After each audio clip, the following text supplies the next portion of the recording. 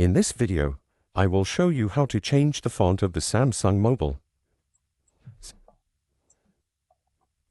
Go to Mobile Settings. Then click on Display.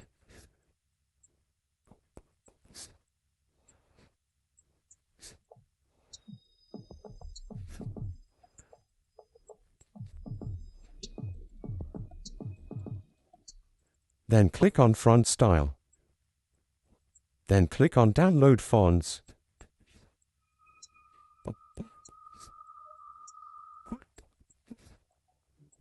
Download the fonts of your choice from this list of fonts. I download Cool Jazz fonts.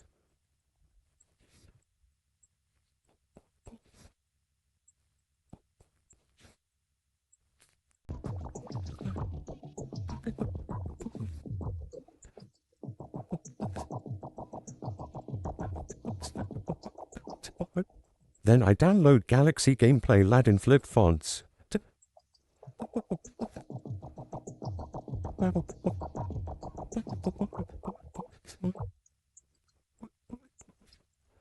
Now click on the back button.